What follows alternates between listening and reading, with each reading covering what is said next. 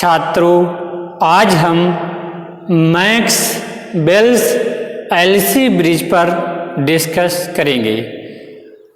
Max bells LC bridge Maxwell's bridge की एक modified form होती है, जिसका सर्किट अरेंजमेंट इस प्रकार से होता है।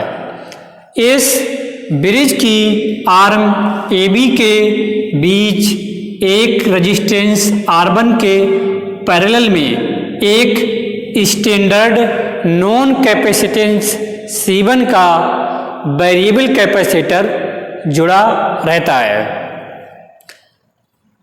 और इस ब्रिज की आर्म CD के मध्य एक वेरिएबल रेजिस्टेंस R4 की सीरीज में एक अननोन इंडक्टेंस की कॉइल कनेक्ट रहती है, जिसका इंडक्टेंस हम इस ब्रिज के द्वारा मेजर करते हैं, इस ब्रिज के द्वारा कैलकुलेट करते हैं।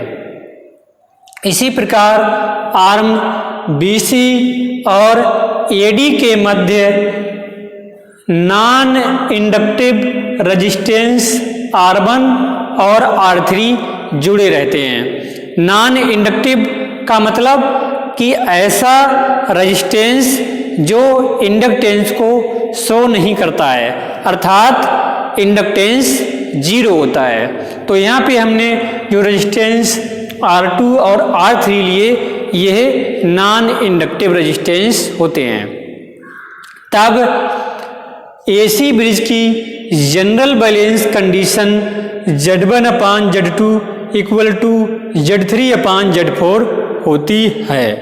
This condition also can be written as, इस कंडीशन को हम Z4/Z2 इक्वल टू Z3/Z1 भी राइट कर सकते हैं। हमने कुछ नहीं किया, इस Z4 को इधर और Z1 को नीचे राइट कर दिया। ये जो Z1 है, यह ब्रिज की आर्म AB के मध्य टोटल इम्पीडेंस है और यह इम्पीडेंस 1/Z1 इक्वल टू यह R1 प्लस C1 के द्वारा ऑफर्ड इम्पीडेंस के सम के इक्वल होगा और कैपेसिटर के द्वारा ऑफर्ड इम्पीडेंस 1/jωC1 होता है। सिंस R1 और कैपेसिटर C1 एक दूसरे के पैरेलल में कनेक्ट हैं, इसीलिए हम टोटल इम्पीडेंस को 1/Z1 राइट करेंगे।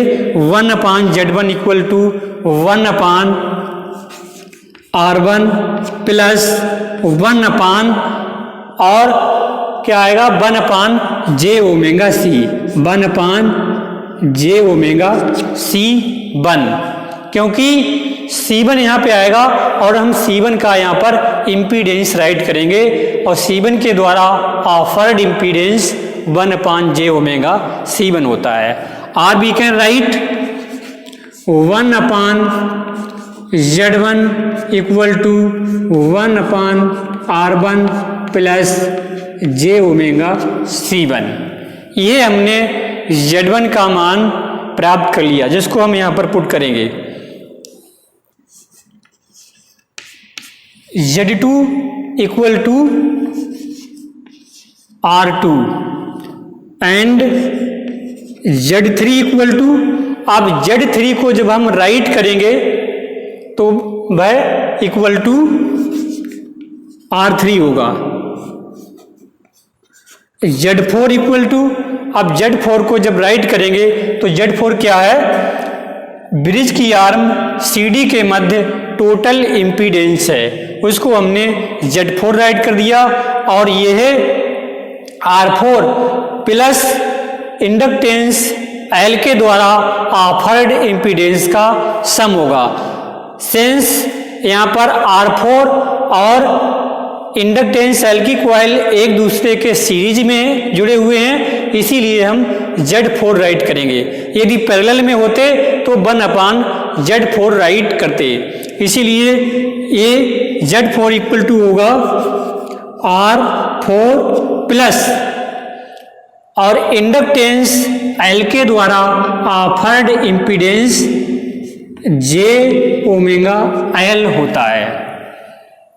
Then we can write Z4 equal to R4 plus J⍵L, जहां J⍵L इंडक्टर के द्वारा ऑफर्ड इम्पीडेंस होता है और 1/J⍵C कैपेसिटर के द्वारा ऑफर्ड इम्पीडेंस होता है, जहां J कोई इमेजिनरी नंबर और ओमेगा इस AC सोर्स या AC मेंस की फ्रीक्वेंसी को रिप्रेजेंट करता है।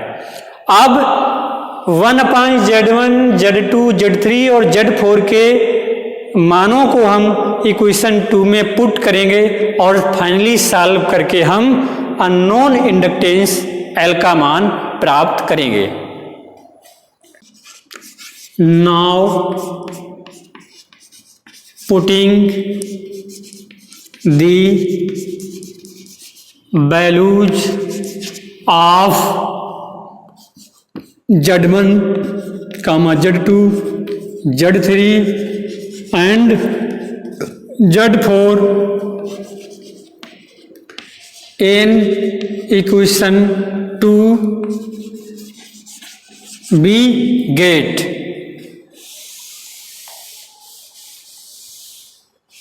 इक्वेशन 2 में जब पुट करेंगे तो Z4 की वैल्यू है R4 प्लस J⍵L अपान Z2 की value R2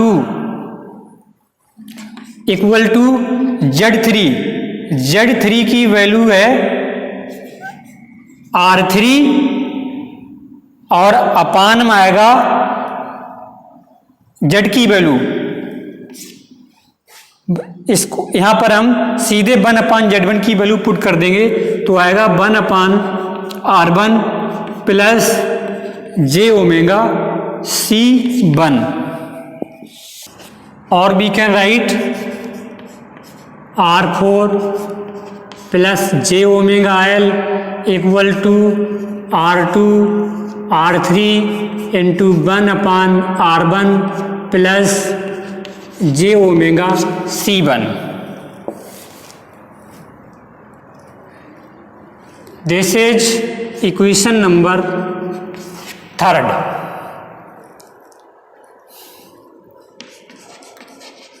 now equating real and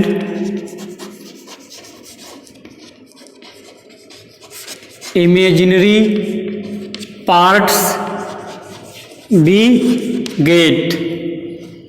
Now first we separate real part। इधर हम देखेंगे रियल पार्ट R4 मिलेगा लेफ्ट हैंड साइड में, राइट हैंड साइड में हमें रियल पार्ट मिलेगा equal to R2 R3 upon R1 मिलेगा। R हम इसको राइट कर सकते हैं R4 upon R2 equal to R3 upon R1। This is DC balance condition and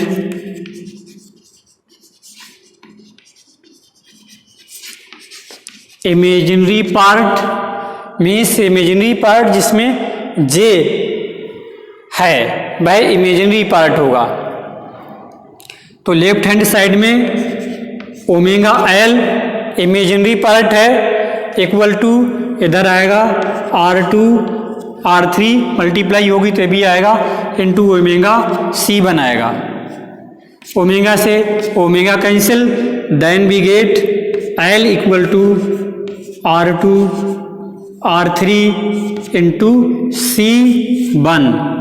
This is the formula for calculating of unknown inductance L. अर्थात यहाँ पर R2 R3 और C1 के मान ज्ञात होने पर हम किसी अननोन इंडक्टेंस L का मान आसानी से कैलकुलेट कर सकते हैं।